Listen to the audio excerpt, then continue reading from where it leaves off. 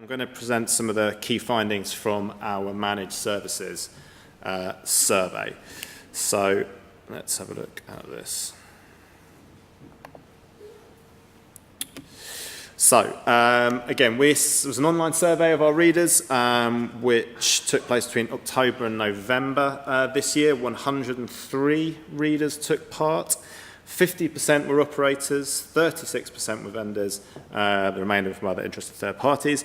73% of respondents came from Europe. So in the main, I'm going to show you again the operator answers. But the sort of key point that's quite interesting here is this is our second annual survey of the managed services space. So we're going to have to look at a couple of year-on-year trends as well to kind of look at how that has evolved.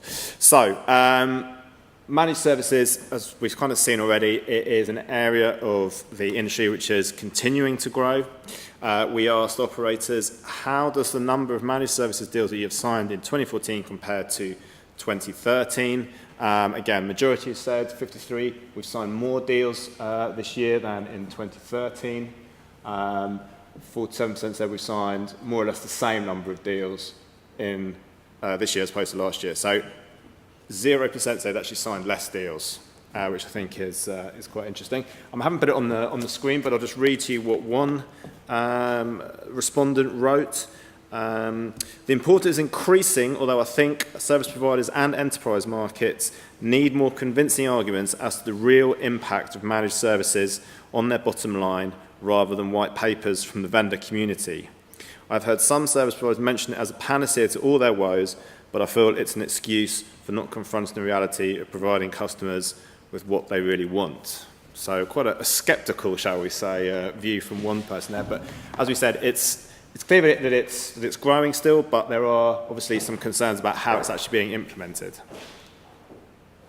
So again, we asked which type of managed services contracts are you currently engaged in? Perhaps no surprise that cloud is, again, the top answer, followed by fixed network legacy infrastructure, IT systems, customer experience management, and all the way down to big data analytics. But again, this kind of mirrors what we saw last year. Cloud is really the number one area that telcos are looking at for help regarding managed services. But I think quite interesting is that sort of fixed networks has gone up quite a lot. We took this to a couple of other people today. Fixed networks really coming back into vogue as sort of particularly quad play services emerge. But top line is cloud remains the number one area that operators are looking for help with from MSPs. We also obviously again asked what are the principal challenges that managed services raise in your organisation. Again, so this is operator respondents.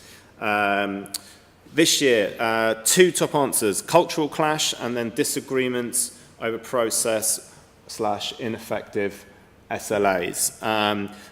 So two big points to make about this. Cultural clash was kind of the biggest riser, if you like. This is a year-on-year trend, so it grew the most compared to last year. The big faller was actually operator teams not correctly structured to deal with managed services, so they're in-house teams effectively. That was a top answer actually in 2013. It's fallen quite back down the pecking order. So, again, maybe we see as this sort of area matures, operators are kind of basically getting better at it to a certain extent. But cultural clash still remains a key area of concern. Unforeseen circumstances, loss of control is always the one that's always up there. Again, that's at 13%. Original timelines and objectives not being met, again, up there.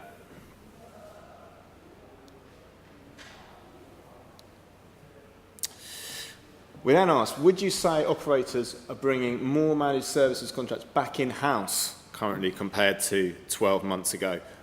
This is quite an interesting one. Although we are seeing an increasing number of contracts outsourced to managed services providers, we've also sort of heard and seen that a lot of operators are also bringing contracts back in-house as well. And again, that kind of just proves the point. 58% agree. Again, this is it's not operators, this is everyone, so the whole industry. 58% agree with the fact that operators are bringing more managed services contracts back in-house compared to 12 months ago. So quite an interesting kind of double dynamic happening there. Again, managed services on the increase, but increasingly operators are looking as well at bringing some of their managed services contracts back in-house. Obviously, we've got quite a few vendors here today. Vendors clearly have work to do. We asked operators, in your view, is there sufficient differentiation in the vendor market currently when it comes to managed services? 59% said yes, 41% said no. So again, you can say, well, that's kind of relatively positive, but it has fallen quite, well, by 6 percentage points compared to last year.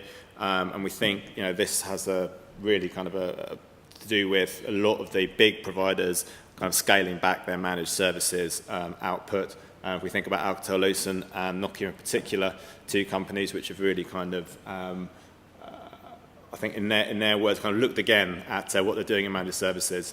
So obviously fewer providers, operators looking at that thinking, is there enough differentiation? Less than there was last year.